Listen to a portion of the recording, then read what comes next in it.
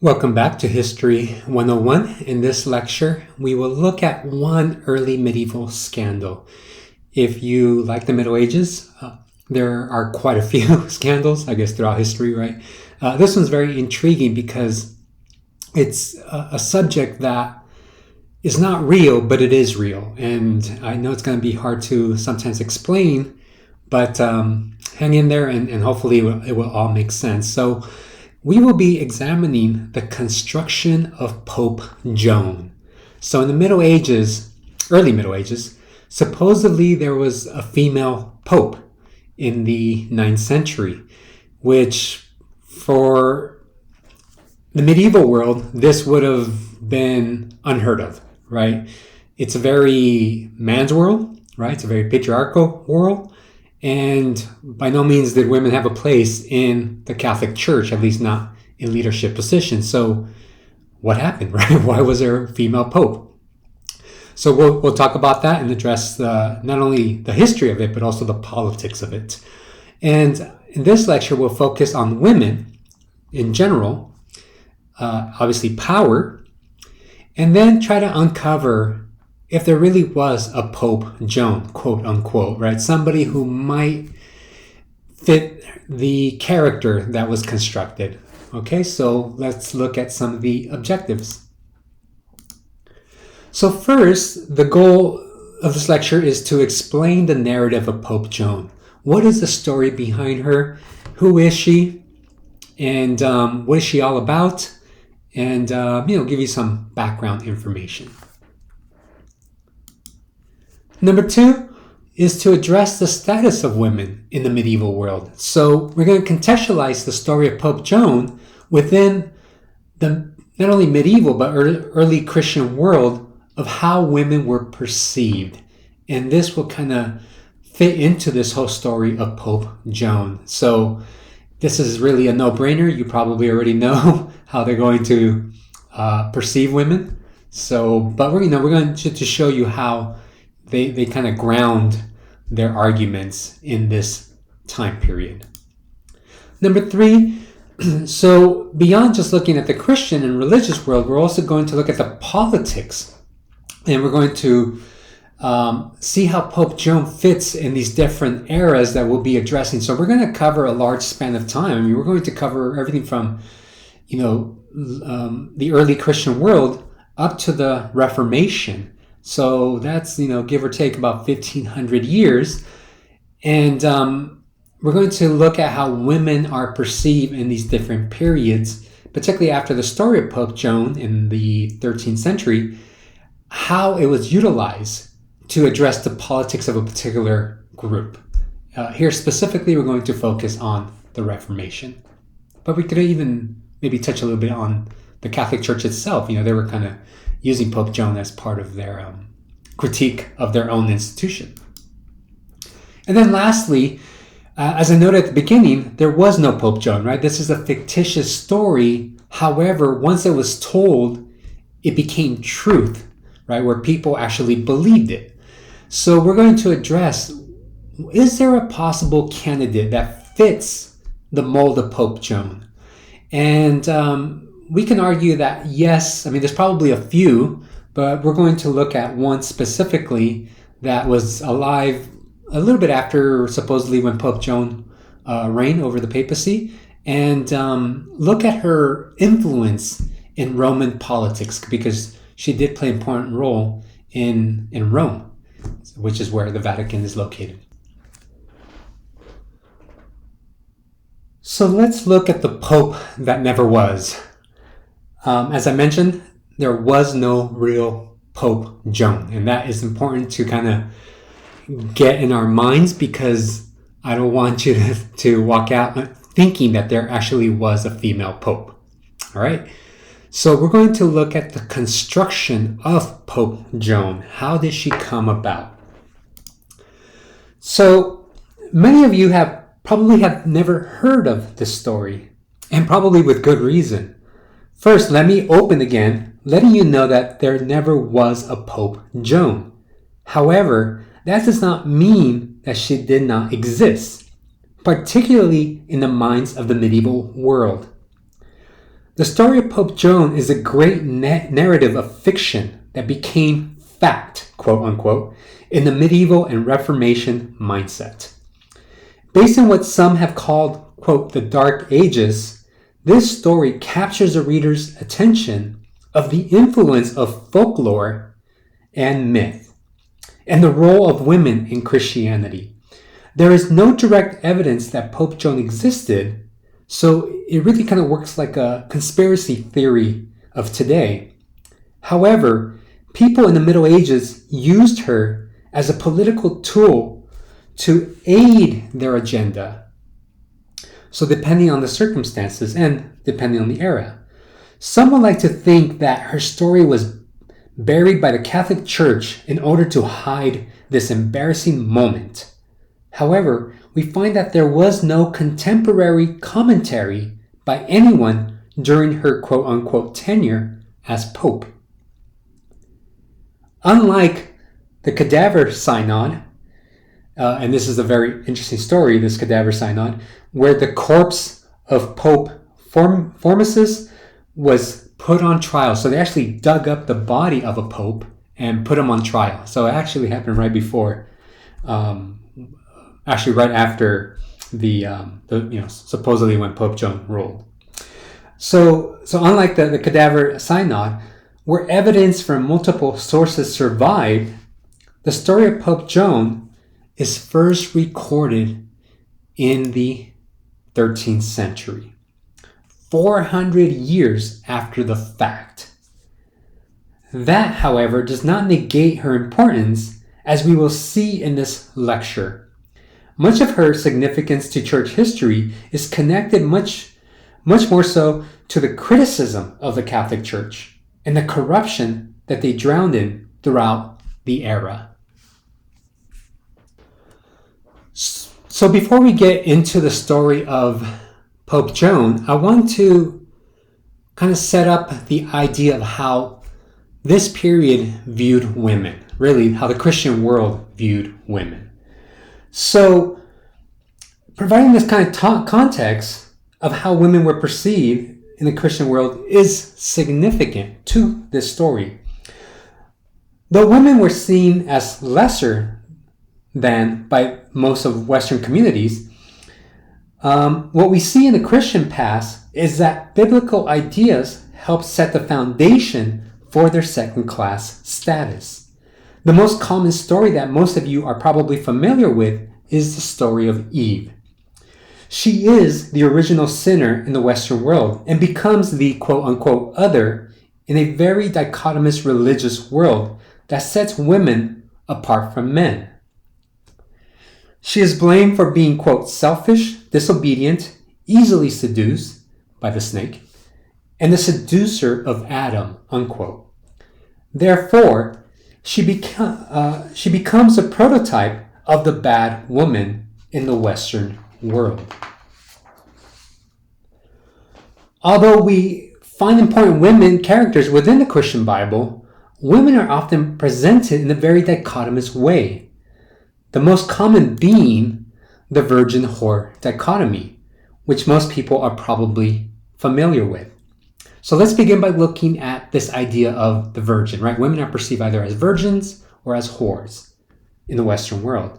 So the virgin is often presented through a very positive Christian lens where Mary, right, the mother of Jesus, becomes the role model. She gave birth to Jesus through the Immaculate Conception. She is presented as perfection based on gender ideals where women are passive and caretakers.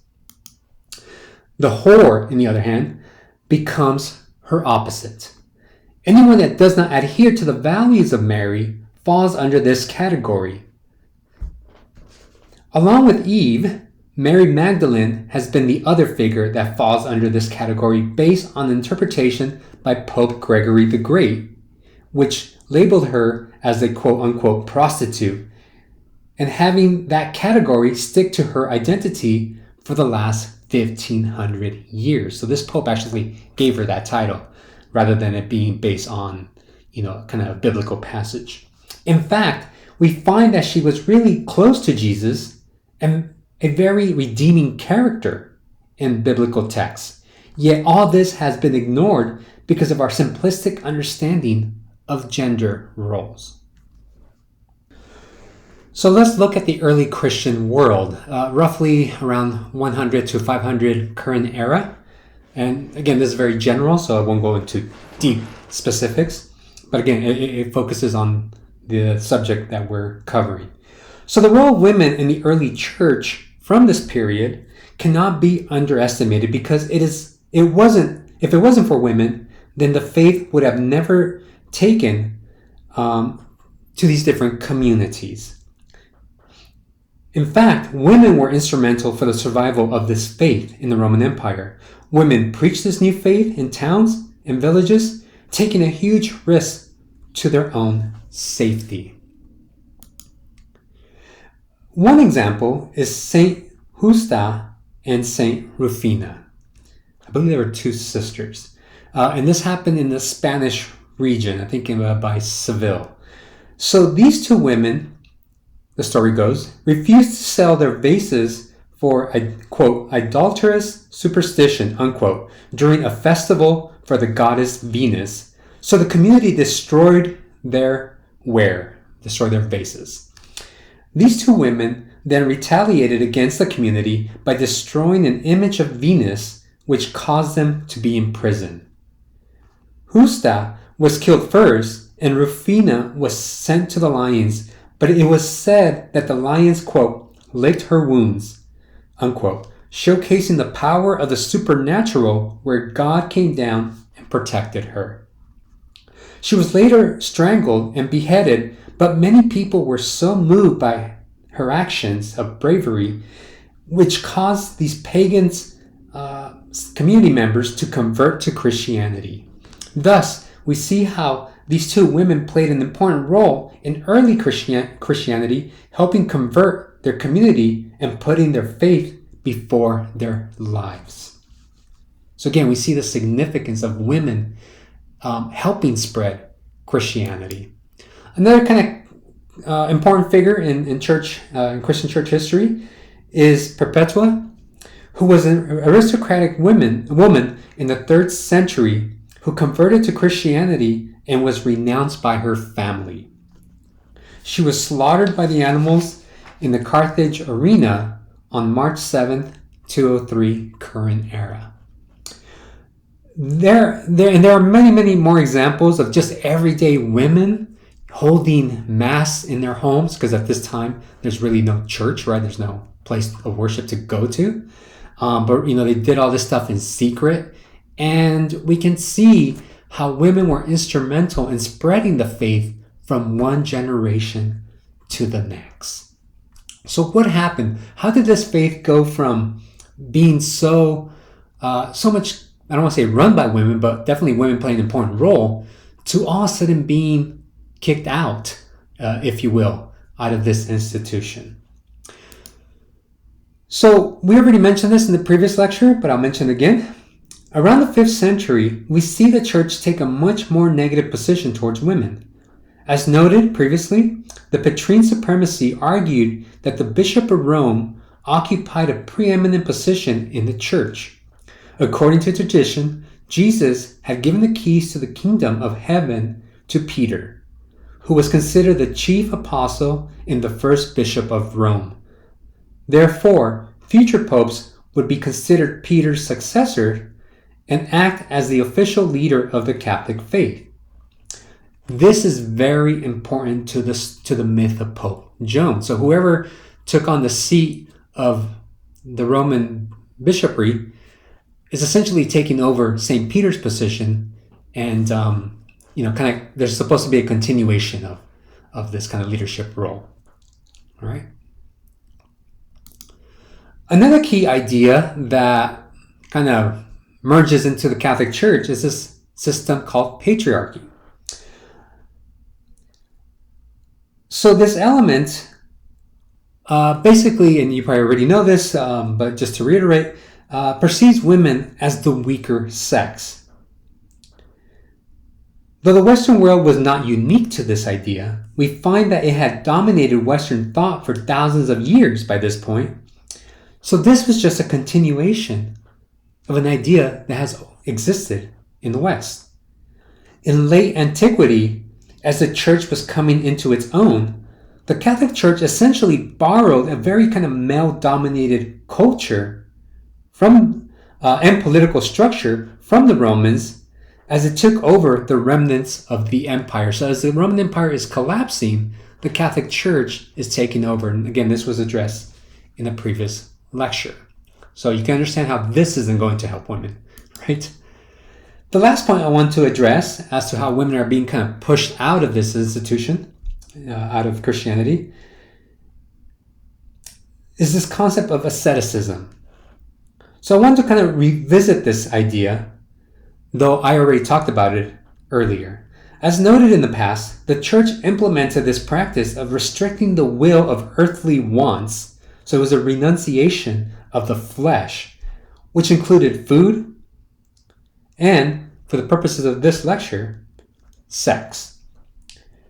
Women were often blamed for tempting men into corruption, which is tied directly to the story of Adam and Eve, right? It was Eve who tempted Adam.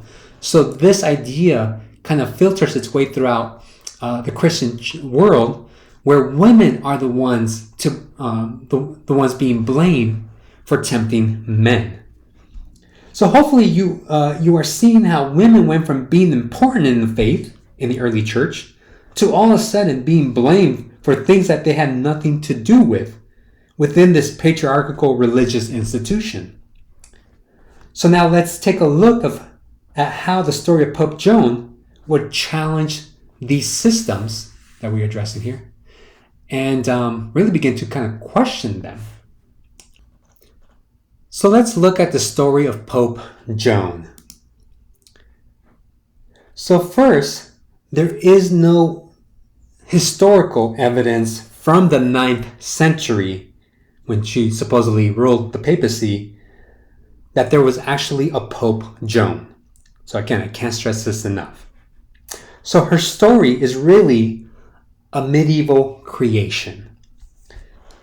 The myth, though, is very powerful, particularly because it became a political tool that challenged the papal monarchy itself, the Catholic faith, and the perception of women throughout the Middle Ages.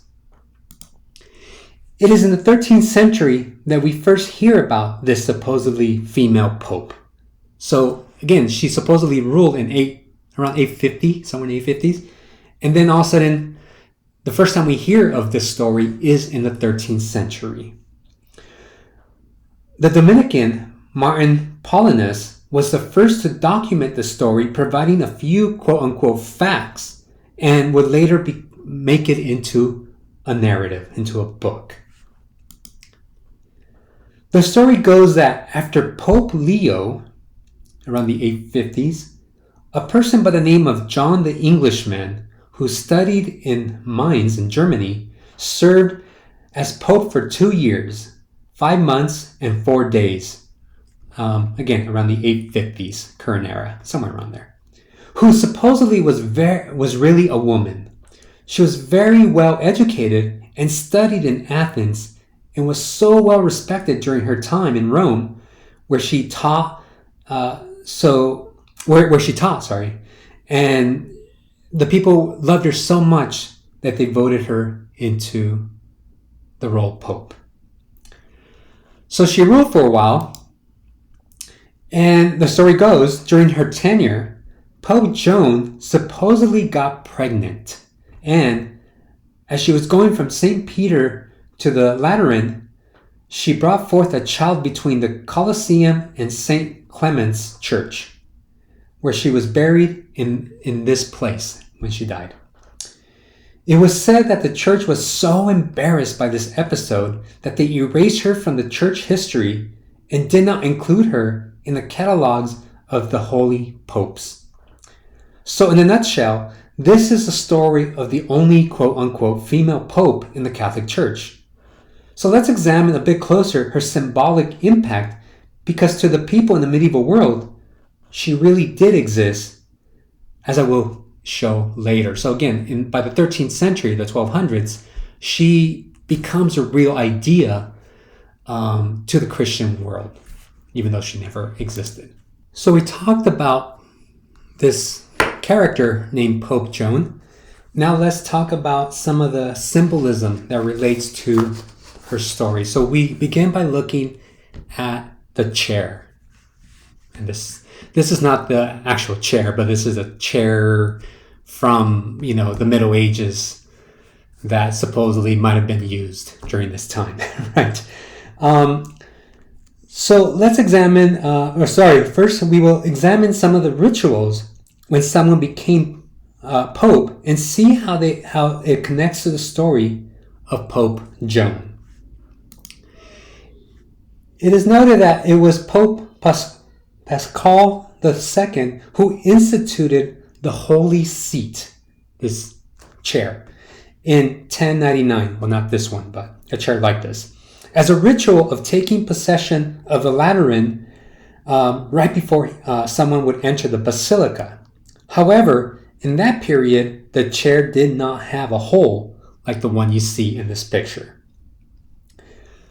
It is in 1290, though, where Geoffrey de Courland was the first to mention the Pope's chair, with the one with the hole in the middle, which was supposedly instituted because of, quote, a female Pope took the throne, unquote, and then it was enacted by Pope Benedict III, who was Joan's successor.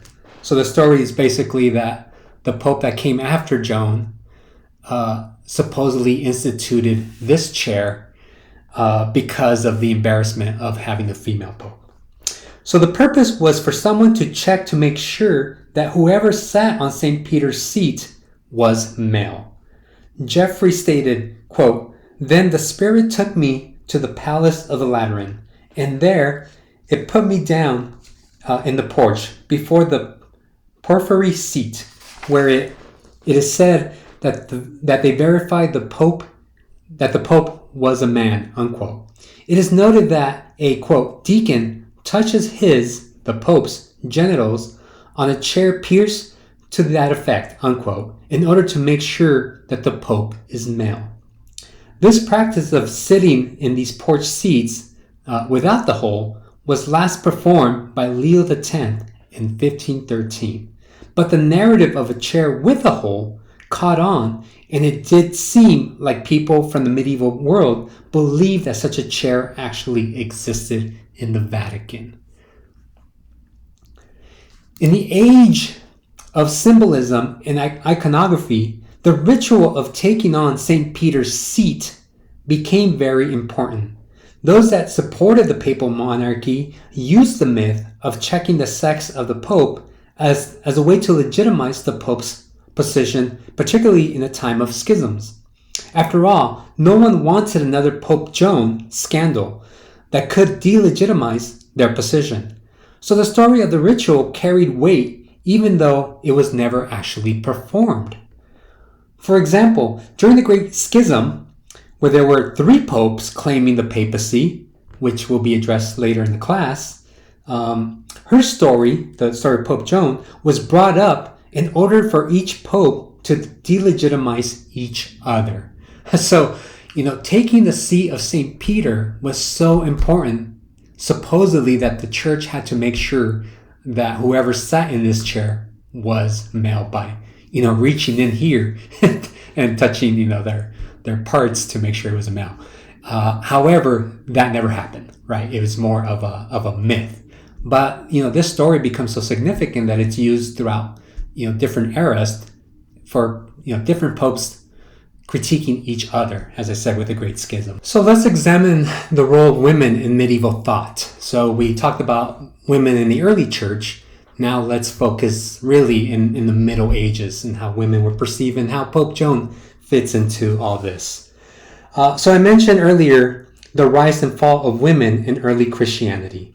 In this slide, I will address how women were perceived in the Middle Ages and how Pope Joan fits within this paradigm.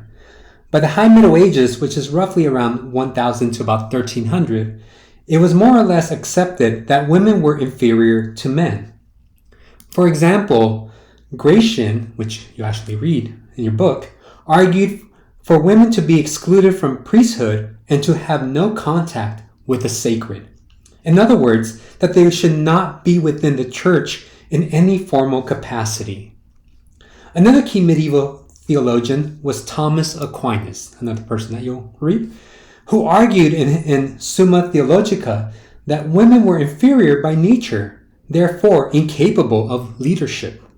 These ideas were common belief by both scholars and lay people. Yet, when we analyze the narrative of Pope Joan, we find that her story does not fit into the model of what men perceive women to be in the Middle Ages. In fact, it actually challenged the very foundation of medieval patriarchy. So let's examine Pope Joan and how she challenged male perspectives of the opposite sex. Her story is a bit complicated because she is represented as a dichotomous figure, where she represents ideals of the Virgin, which were God-fearing, virtuous, saintly. However, at the same time, she also represented the whore. She had personal agency, succumbed to sex, hence her pregnancy, and dressed like a male. In addition, she was well educated, so much so that the people of Rome sought her out, showing that she fast surpassed the expectations of her sex. So what we see in this story, I mentioned earlier, right? Women are put into two categories, virgin or whore, right? You fit one or the other. Pope Joan blends these two categories together. And for the male mind, it just doesn't quite register, right? Because we put women in these, one or the other categories. Yet Pope Joan fit both. Another way she was kind of critiqued was with this event called the Four Fast. So in addition, we find events that challenge social standards amongst the population. Pope Joan is credited with instituting the Ember Days, which were, quote, times of carnival frolicking, kind of like a Mardi Gras, basically, where people challenged their social standing and allowed to break all social norms for a few days. So if you're poor, you can, act like you're rich or something like that, right? Kind of challenging. If you're a serf, you can act like a king for a day, basically. It's, again, a lot like Mardi Gras. And she is credited for instituting, these events. So such actions cause people to fear her. It is noted that Pier Paolo labeled Pope Joan a witch. A book on necromancy, which means communicating with the dead, was also associated with her in the medieval period. By the 19th century, Joan is represented in a much more positive light. So Emmanuel Royidis in the 1880s presents Joan as innocent, a, quote, victim of fate, clinging to the strong arms of men who promised to save her, only then to be disappointed as they let her down, unquote. So what we see with Pope Joan is that she's kind of being blamed for all these things, right? That some people during different eras see a problem with. Even though, again, since she didn't exist, how can she create, these events, right? But it's scapegoating, right? And it wasn't until Emmanuel says, maybe this person wasn't that bad. So in the medieval world, she's definitely seen as a very negative character, but with a little star next to her name, because she is all these things, right? She's good, she's a virgin, and she's a whore. So far, we've covered a lot. We moved through a large amount of time. Now we're going to look at how, still kind of focusing on the church, but how Pope Joan was politicized by the Reformation. So the Reformation is when you have a break from the Catholic Church around the 1500s. And this is something we'll cover later in the semester. But, Pope Joan's story kind of transcends time, right? It's supposedly happened in the 850s, and, it kind of continues way after that. So let's start by looking at the Protestant Reformation. So during the Reformation in the 16th century, Protestants utilized Pope Joan to discredit the legitimacy of the papacy by challenging the very nature of the Petrine supremacy. So basically the Reformation saying, remember that I mentioned the Petrine supremacy, that whoever takes the seat of St. Peter is the authority of the church. So this is what the Protestant Reformation is challenging by saying, you had a female pope, right, in this lineage. All right. So one of the first critics is John Huss. During his trial, so he's a Protestant, he's a reformer, not quite Protestant, but he's a reformer of the Catholic Church. During his trial, it is noted that he argued, quote, "Was not the church without a head and without a ruler during the 2 years and 5 months Joan occupied the See of Rome?" With a question mark, quote, unquote. No one refuted the story during the trial. Thus, his argument noted that there was a break in lineage throughout the papal history from St. Peter to Pope Joan, and thereafter, therefore, discrediting the legitimacy of the papacy. So saying, John Huss is basically saying there was a break in lineage. So there was a woman pope, which didn't count. Therefore, the Catholic Church is not legitimate. So it's interesting that he focuses on this because, just to quickly address this issue, there were many examples of break of lineage in the papacy throughout the church's existence. Yet, because Pope Joan was a woman, they tended to focus on this specific example. So we see how this critique is being genderized. So there are other, during the Great Schism, there are breaks. You have 3 popes. I think at one time you even have 4 popes at the same time. So it's interesting that he focuses on the time where supposedly there was a female pope. Another critique came from Alexander Cook. In his pamphlet, Pope Joan, a dialogue between a Protestant and a papist, it was used to discredit the Catholic Church during the English Civil War, I think in the 17th century. So again, people are bringing her up to say that the Catholic Church should not be in their kingdom, basically. So although there have been many periods of conflict within the Catholic Church where the Church was without a pope, such as the Great Schism in the 14th century, the Reformation focused on the tenure of Pope Joan in order to justify their movement. As the Catholic Church went through the Reformation, we see how Pope Joan was thrown back into the discourse, being used to discredit the very foundation of the institution, even though she was just a fictitious story.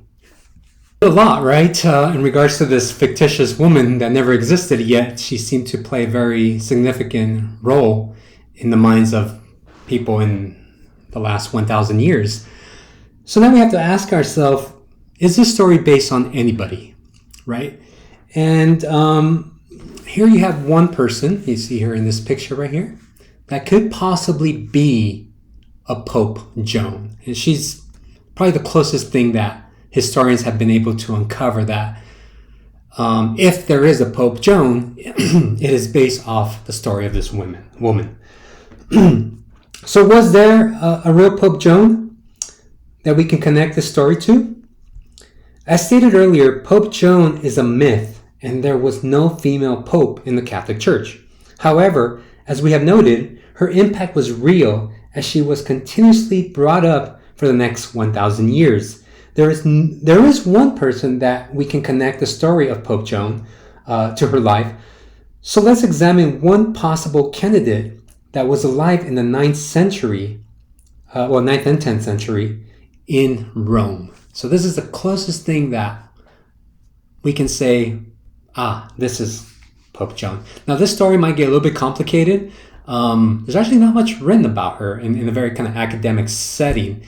You can only guess, right, that people were not taking great histories of women in this period, but there are contemporaries, during her time that are actually mentioning her, and they're very biased because they hate her, and there's a reason why they hate this particular figure. So this is what we called the pornocracy in Rome, right? The period called the pornocracy. So at this time, Rome was in total anarchy with little evidence of what it once was, right? This great empire was reduced. It used to have 1 million people. Now it's reduced to about 200,000 people, if not even less. So between the 9th and 10th century, we see 7 popes and an anti-pope take the seat of St. Peter. So a lot of kind of revolving door around the papacy. Only those that had political and military backing could take the throne of the city. So one of them is this man. Now, he wasn't pope, but an important figure who can have some influence in Rome. His name was Theophylact. So though Rome was in a quote-unquote dark age, there were still people that held a lot of power and could influence the papacy. Rome is still an important city. One example is Theophylact, who was a senator of Rome, the civic head of the city. So he was basically a judge elected by the emperor.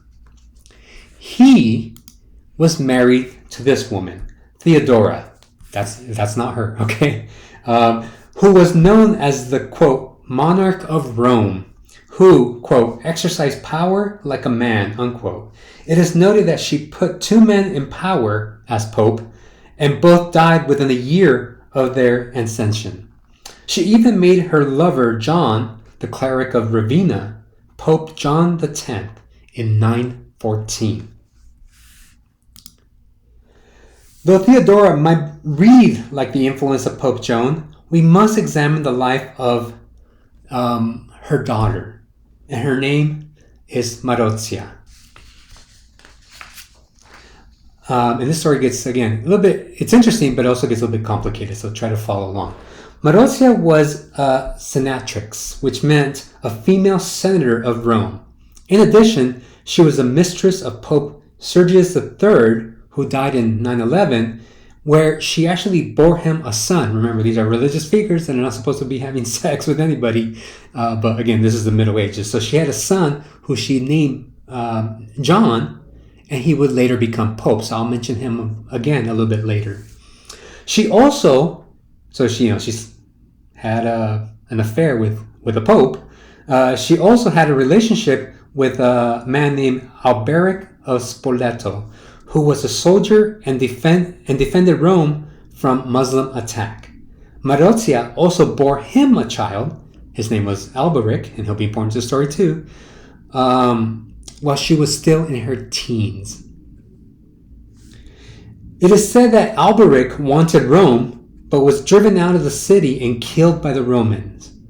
Marozia's parents died sometime between the age of 914 to 925, but by 926, it was clear that Marozia was the dominant figure in Rome. So she was almost like queen.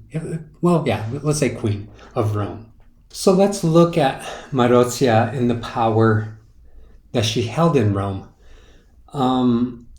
There is not much information about her because the sources don't go into great detail. This is the early Middle Ages, what many have labeled the Dark Ages, so there's not a lot of written material. What is left tends to be obviously very biased interpretations of certain people, and this story is no different. So from the sources that are available, I try to kind of recreate this story based on what we have.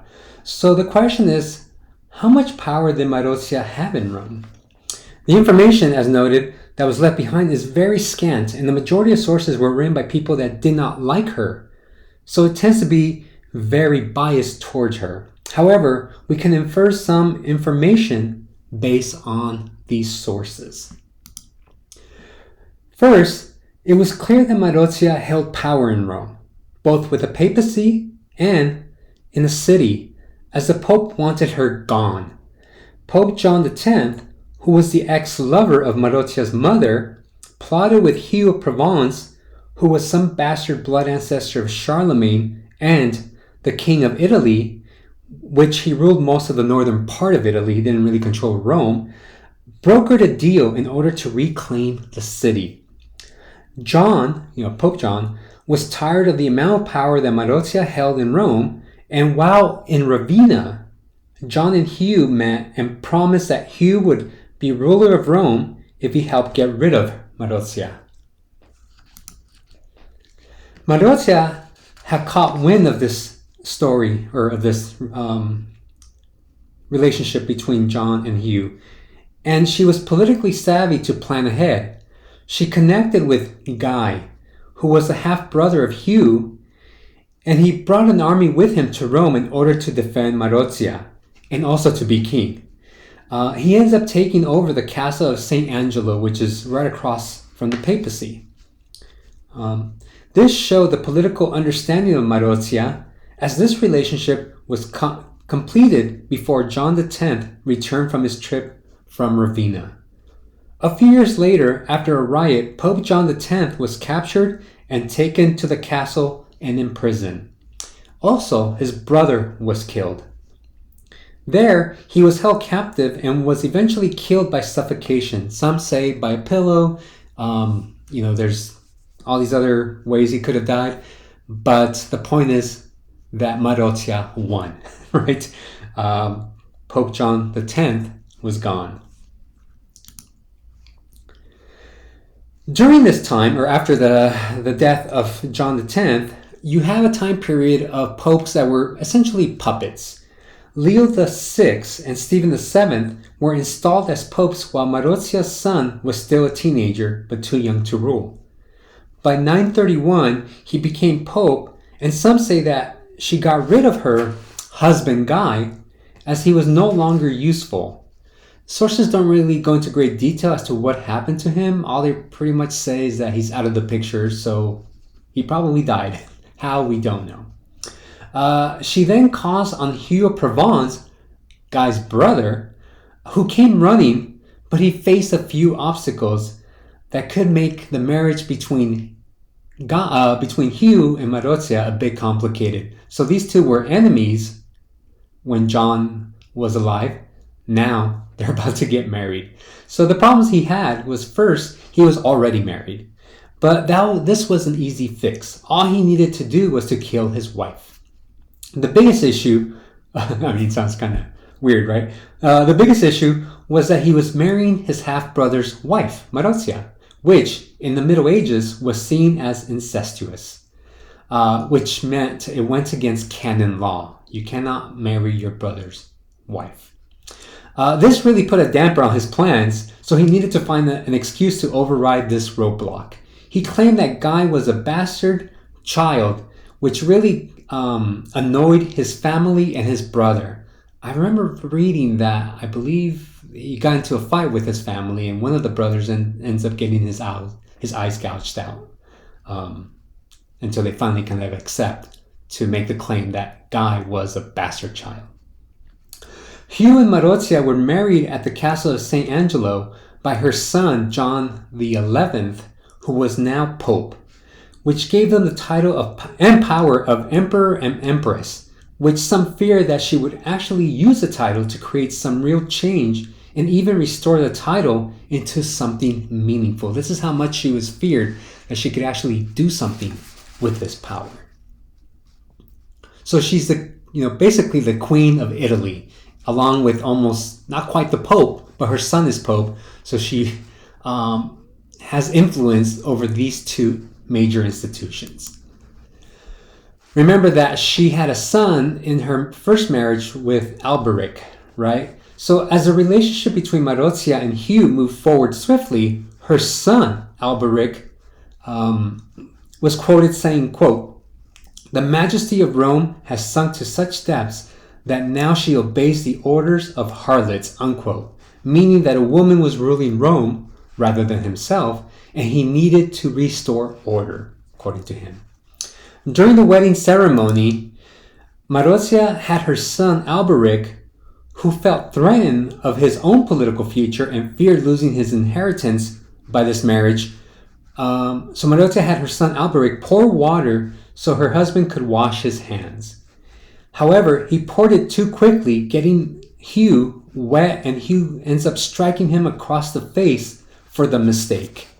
Many have claimed that this was almost pre-planned, that they hated each other so much that they just wanted a pretext to fight, and for Hugh, he just wanted an excuse to gouge out Alberic's eyes out.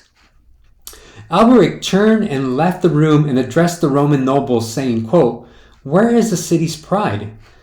That it should do the will of one loose woman," that's his mother, right?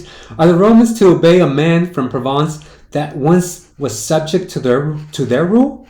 If my stepfather treats me, his son, in this way when he is new to our house, what do you think he would do to you when he has come to know Rome and you, its nobles?" Unquote. The people of Rome end up rallying behind Alberic against Hugh and his mother. As a regiment of armed soldiers entered the castle, Hugh escaped by using a rope and going down the castle wall, and left the city with his army that was waiting for him outside. Marozia, his mother, was captured and was given to Alberic to face her punishment. She was imprisoned in a dungeon within the castle and just ends up withering away.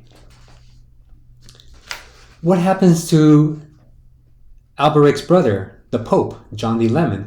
So as for John, his half-brother, Alberic took away his power, divorcing the power of the church from the state. Now this is significant, basically arguing these are two different institutions. What is striking about Marozia is that even though she disappeared from the history books, it showed the amount of influence and power that she held in Rome, which was still an important city. It only had a couple thousand people in it, but it's still a significant city because of the papacy. She was politically savvy and used her sexuality to control men. She was mistress of a pope, had multiple lovers, had a son that became pope, and would eventually have a grandson that also became pope.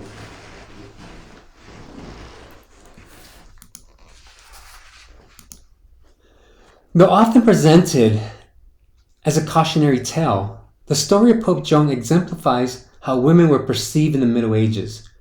Her story is no less fictitious than any other text. For example, Adam and Eve, Noah's Ark, or even the story of Robin Hood. However, the enemies of the Catholic Church were keen on using her story to exercise their attack on the papacy. Much later, right? She became a useful scapegoat, but one that challenged our perceptions of what the medieval woman was capable of accomplishing. It is difficult to assess what women thought of her, as all the sources that were used to address this lecture were written by men. So all the historical sources that talk about Pope Joan were written by people that hated the Catholic Church, basically. Though she might have been a myth, we find that there are examples of women in the 9th century that emulate the same power of the Pope. Marozia, though a woman, was basically Pope of the largest religious institutions in Western Europe. She used her influence and sexuality to rule both Rome and the papacy. So you have all heard the story of Robin Hood, correct? And more than likely have an idea what the story is about. Historians have sought to find a real-life person that personified this character. Though you might not know this, but the creation of Robin Hood did not emerge until about the 14th century, almost 200 years after supposedly he ruled the forest of Nottingham in the 1200s. In fact, the story that you are familiar with regarding Robin Hood and the sheriff, along with the critique of King John, are modern inventions constructed in the 1800s. However, what is significant here is not so much whether Robin Hood existed, but rather how his story was used as part of medieval folklore of the 14th century to critique those in power, such as the king's forest laws, the nobility, and the tax collectors. This is the real power of these stories, and we can draw a close parallel with the story of Pope Joan, as her construction is not so much of whether she existed, but rather how her story is a critique of the most powerful institution of the Middle Ages, the Catholic Church. So we will conclude with that, but quickly, I just want to give you some sources. All this, again, is based on historical primary sources, secondary sources. And in case you're interested in reading more about her, these are some articles and books that you're welcome to check out. Okay, so we'll end it there.